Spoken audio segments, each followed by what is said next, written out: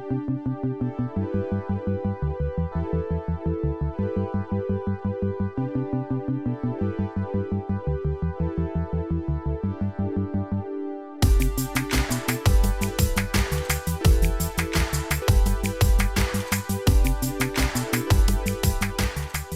everybody, welcome back. So it's 9 o'clock.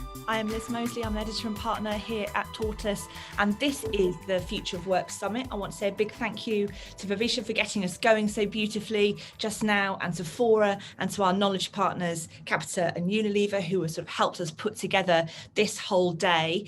And this is our opening keynote session. And I'm very excited to talk to somebody who wrote a book I really enjoyed, and many of you I know will have read it. She was the co-author of Slay in Your Lane a couple of years ago, and she's written a new book called The Reset, which we picked for the keynote for today because it takes a really comprehensive sort of wide angle lens at our relationship with work and the way that how we think about work, how we do it, what it is, what it means to us, really sort of affects the workings of the whole of society.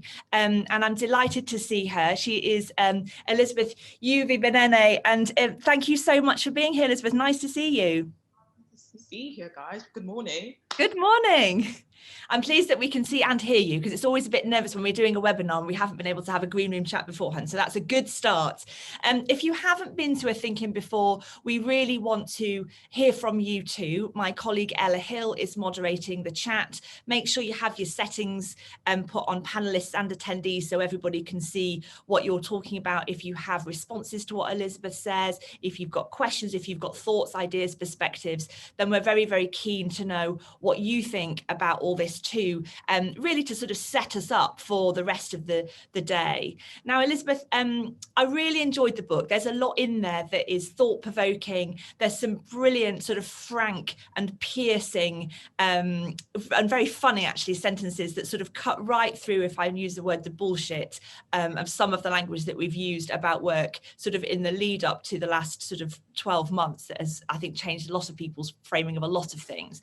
And the sort of overall thesis is that you're asking for a new social contract in relation to work. Just help us understand, what does that mean and why now? I think ultimately for me, when I was thinking about writing this book, it was about making sure that we address other parts of our lives, not just our work. Because I think a lot of the time when we talk about work and you read a lot of books around, the future of work, it's quite isolated from, our actual lives. So what I try to do is, write a book that address not just only, why we work and how we work, but also address other parts of it. So the spaces that we work, our communities, the cities that we kind of do our work in. And when I talk about the social contract, a new social contract in the book, ultimately I'm asking for, that relationship that we currently have to be changed and to be, amended, because we saw that, going into the pandemic, it wasn't an ideal relationship. It was a relationship that was, strained. It was a relationship that was filled with, a lot of presenteeism, burnout, a relationship that ultimately was putting a lot of workers at a disadvantage. So, when I first went into the workplace, when I was 21 and graduated, I, could never imagine that we would experience something such as a pandemic would, totally shift the way of work. So I think ultimately that social contract has workers and has employees at the heart of it, which is just people. And I think a lot of businesses that I've worked for in the past, or I've spoken at, or or experiences that I've heard, kind of fails on putting people first. And when I was writing the book, what I realized was we were having a conversation around, Zoom, and Zoom is great, technology is great, but it's not the future of work.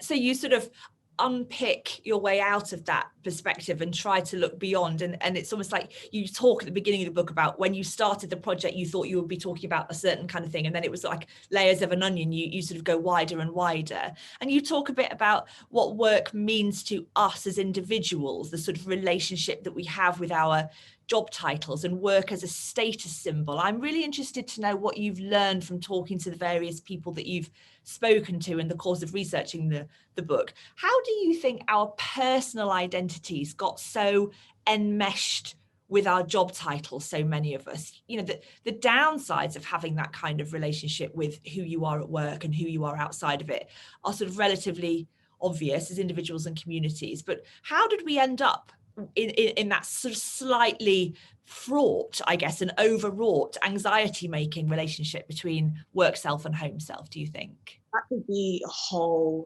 book in itself.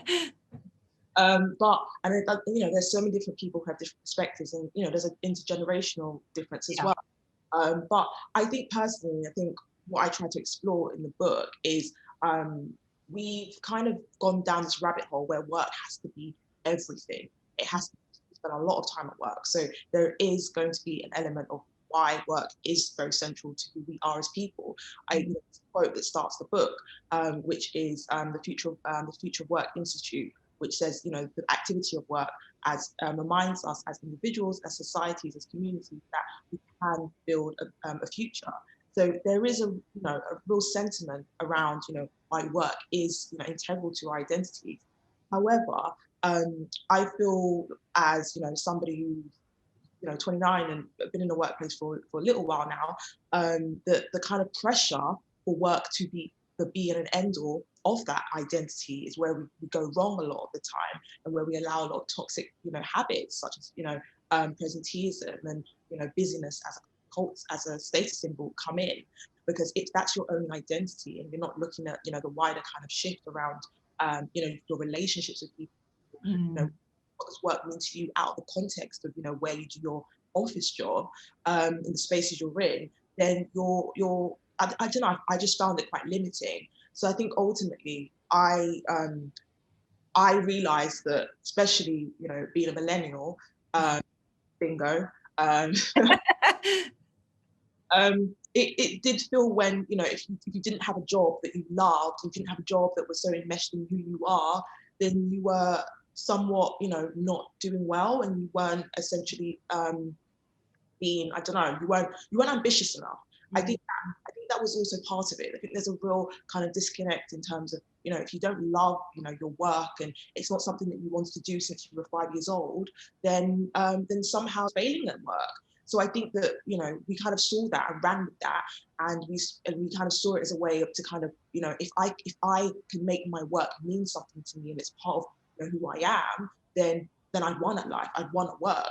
And it's a somewhat toxic kind of outlook, because there are so many aspects of our lives that can give us fulfillment. And I have these conversations with my friends all the time. It's, you know, it's one of those, you know, conversations you just regularly have. And I've got friends who are in the corporate space, and I've got friends who are in a creative space, and there's a real kind of tension around who loves their work the most, and, you know, who is. And I think for me, I always ask, like, you know, some people see what they do at work to be part of their identity, and that's fine, because that's you know, I'm one of those people, because that's the work I've chosen to do. But other people, what they do at work allows them to fulfill, you know, a life outside of work. And I think it's not a one size fits all. And I think when I wrote the book, I'm not sitting here saying you have to see work in a particular way, but I think it's to kind of realign that relationship, because when you kind of go down the seeing work as a part of, you know, the only way, the only prism, like, you know, that's the only thing you see your life, then it's ultimately going to lead to, you know, a lot of the elements that we see. Yeah, disappointment ultimately, and like you say, anxiety, loneliness, burnout, and all those other sort of real downsides of that kind of relationship. I'm very interested in the intergenerational point that you make, and we have a whole session on intergenerational conflict actually, and how that is playing out and what might be causing it, and how we can unravel that. And I'm very taken by a comment that Sophie Skouras has just put in the chat, talking about her relationship with work. Sophie, I don't know if we're able to bring you over to talk about it, but I'm conscious that you use the word guilty. I'm guilty of this. I love work, but I'm trying to get passions outside of it as well. And that's a strange thing when you're sort of, you're trying to do your best and be into it, you know, be your best self, bring your whole self to work and all of that. I think that people can carry baggage as a consequence of that is frankly exhausting. Absolutely. I speak to, what's her name? I speak to there's somebody in the book that spoke around the fact that so much of Kate Botsman, so much of work is a performance, and we spend so much time there, and it is quite exhausting. So being able to kind of decide about what parts of work you want to kind of parts of yourself you want to give to your work is a real important question, because we spend a lot of time there and we don't interrogate it enough. And I think when I talk about a new social contract and what that looks like, and putting people at the heart of that, there's no other place in society where we don't advocate for ourselves. In a supermarket and something's a bit wrong, and you use your voice, and you advocate. And we see the power of advocating on a large scale. We saw last year with movements like Black Lives Matter and Marcus Rashford, and the power of kind of using your platform. Obviously, we don't. We're not Premier League footballers, but I think that what happens when we kind of go into the world of work, we're kind of zapped of our autonomy and agency and our voice, and we revert to a parent-child relationship where we just get along, we just keep going on this kind of merry-go-round, and we're not interrogating enough or at all a lot. That's really interesting, the dynamic between employer and employee, because I do sense that is in flux. It hasn't worked its way through yet. And I do genuinely wonder, it's a genuine question, what is reasonable to expect in terms of employer responsibility for the people that work for them? You've got some really great zingers in the book talking about, a ping pong table and free fruit on a Friday doth not a wellbeing culture make. And we're all in agreement on that. We can nod vigorously and say, of course not. But there is a really high expectation now for employers to properly, lean in, to coin a phrase, and be responsible for the mental health of the people that work there, obviously for health and safety and other things. And I think that I just wonder where that's going to end up. Businesses obviously have a huge responsibility for social and climate change, not least. But inside these communities, in our working communities, what do you think is reasonable? What's the right way to imagine that relationship between somebody that you work for and your on your own responsibility as an individual? Yeah, it's a very good question. I think it's a developing question, because we've seen so many different articles and so many different experts coming in, and from HR to wellbeing experts talking about this changing relationship and what is expected. I can't sit here and say I have this is my blueprint of what that should be. But to answer your question around how far we expect, I think there is I think there is a different expectation that we need to give to the places that we work, because if we spend a lot of time there, and first and foremost, if they're adding to the stresses and to the strains of you not being able to live a fulfilling life outside of work, and they're adding to things such as anxiety, loneliness, depression, the modern realities of just the way we work, and that always on culture that we have even outside of work, and keeping up with relationships and keeping up with who we are, then I think there is a real conversation to be had. And some businesses, you have I think my main thing, and one thing that I really want to kind of get across in that chapter around culture, is I think it's only probably recently that we've realized that, Friday afternoons, lunchtimes, and all of those little, ping pong table are obscuring a lot of the ills around, so many people's unhappiness in how they work. So all I know is it was the blind leading the blind for a long time, because we saw all the kind of, fancy tech startups perpetuating that's what good culture, and that's what good culture looked like. And then, more traditional big corporates kind of following that and saying, that's it. But what we found over the last couple of years is those startups, those tech companies have a lot of challenges that they faced, and they've been obscuring it, such as allegations of sexism, racism, and these are isolated to just these companies. They're you can find them anywhere, but it's the kind of personal branding or the corporate branding of what culture and what you should expect from a business that I've found problematic. At the very least, your business where you work should not be the cause of of your burnout, should not be the cause of your anxiety and all of these things that I know I'm saying in terms of And I think all these kind of words I'm saying, like, it's not just words, it's real people that have to experience this every single day. So I think at the very least, it shouldn't be the root cause. Brilliant. Thanks so much, Elizabeth. I'm just letting my colleague Phoebe know a couple of people from the chat that I'd like to speak to in a second. Paddy Hull, I think, would be brilliant, and Fionala, if I've pronounced your name correctly. And before we move on, I just want to go back to this point about millennials and is it Gen Z that come after them? I can always get in a muddle with who goes in what order. There's a quote that really struck me in the book. You write, if talking about your own generation, the millennial generation, if the choice is between thinking or doing, we're doing, and how that leads to this kind of almost the fetishization of being stressed, the sort of idea that you go and you keep going until you can go no more.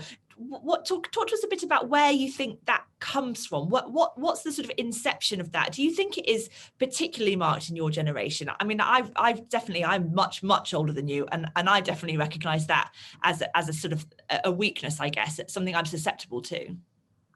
It's such an interesting conversation, and like I said, if I use the word being like, millennial, it's just like bingo. But one thing I would say around that like difference is, millennials are going into like we are experiencing, an economic uncertainty that other generations that haven't had. So it does feel like we are permanently trying to catch up, and we fetishize the hustle, and we kind of, branded it as a way to kind of, intrinsic to our self-worth.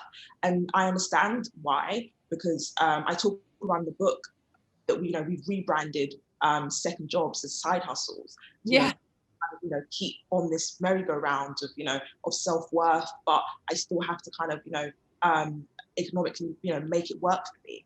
And I think it's just, for me, it's the pressure cooker of a lot of the challenges that we experience. And the average age of burnout for millennials in the workplace is 32. That's crazy. We saw the founder of the co-founder of Monzo a couple of months ago step down, and excited, obviously wanted to kind of try new things, but also the fact that his mental health was a real pressing concern for him. I say this a lot. We can talk around the difference between our generation, but ultimately we are all kind of asking for the same thing. I think the main difference is for me really the fact that millennials and Gen Zs are just more loud, and we are more unapologetic about some of the things that we see at work and some of the things that we want for a better workplace. I think that's probably the key difference. I don't think we are the generation that just wants to go with the flow. I think we're the generation that has cause embedded in how we see businesses that we want to work for, how we want to buy different, we have sustainable, I've got a 15-year-old sister, and she is very aware of words such as, sustainability and diversity, and like all the isms, and she gets it. So I can't remember being 15 and that, that clued up. And I think that is a testament to a lot of the different requirements, the different generations are going to require from their employers. Yeah, definitely. Thanks so much, Elizabeth. Let's go to Fionnuala now. Fionnuala, you've made a number of really interesting points. The one that I'd love to hear from you about particularly is this thing to do with where the focus of the effort tends to go with the whole wellness vibe at work, that it's oriented to the individual rather than another thing. First of all, what do you do for a living, out of interest? I'm a consultant in NED, and I really specialise in helping companies understand, how their people work. And okay. I think I really resonate with, Elizabeth's points about let's just stop pretending. Actually, we are real people. We're work and we're life together. And my point about wellness was it really worries me that so much of the way that work's talked about and work-life balance, wellness is about individuals, not about actually let's look at communities. And if I think back to, I don't know, so my dad worked for the local council. He felt he was part of that institution. He felt there was a long-term relationship. When he was made redundant in the cuts of the 80s, a lot of his life went. And I think we haven't learned the lessons from both the good relationships and the bad relationships. And, you know, I've run startups. Cash is king. It's not a money question. But I think pushing wellness down to you take care of your mental health, you create the relationships, you manage your childcare, we'll give you a voucher, is actually not a particularly healthy way of working. But I'd love to hear from Elizabeth, because I haven't read your book yet. You know, what you think the solution is to building communities both in the workplace that are long-term relationships, and not just the gig economy or you can be fired tomorrow, but also, you know, outside work. What about the communities?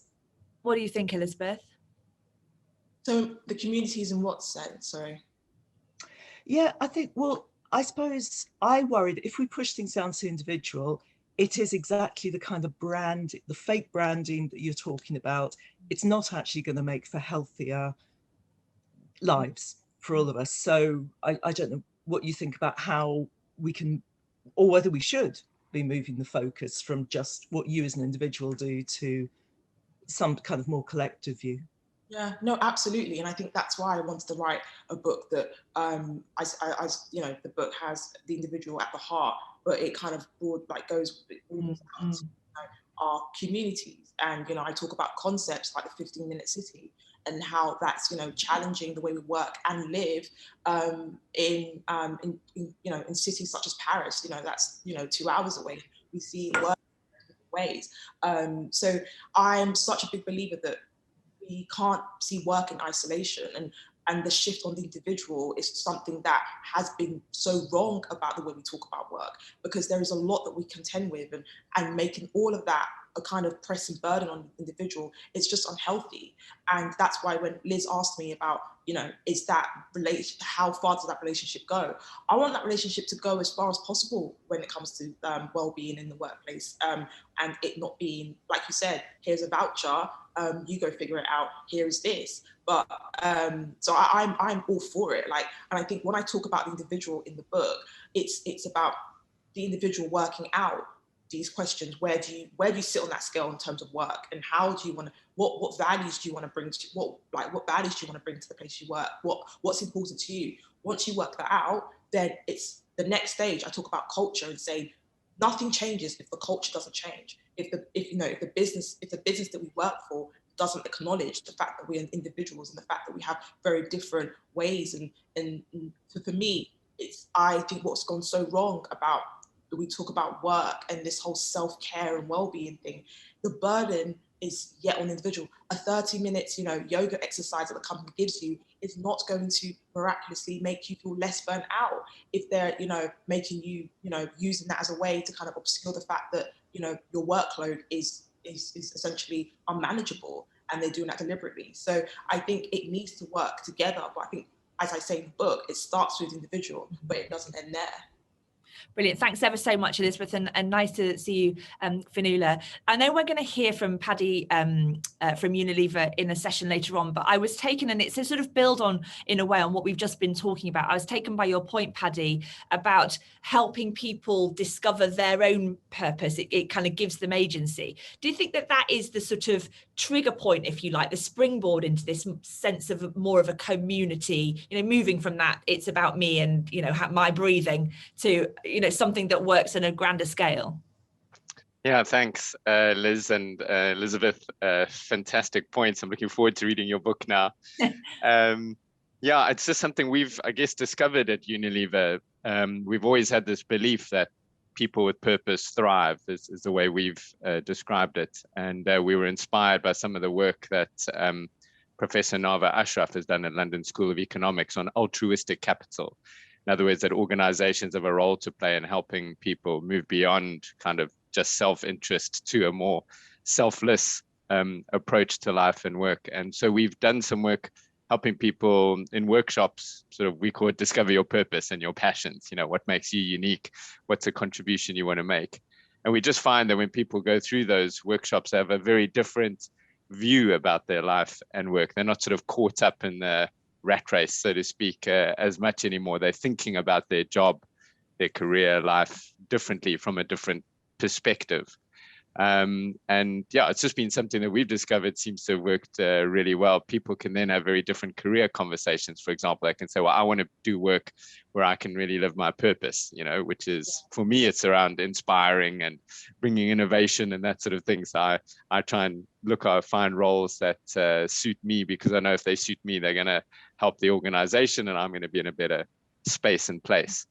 So just interested in your thoughts, you know, from your research in your book, whether there is anything you've seen that sort of backs that up, or yeah, it's different, just to add to the thinking on this idea.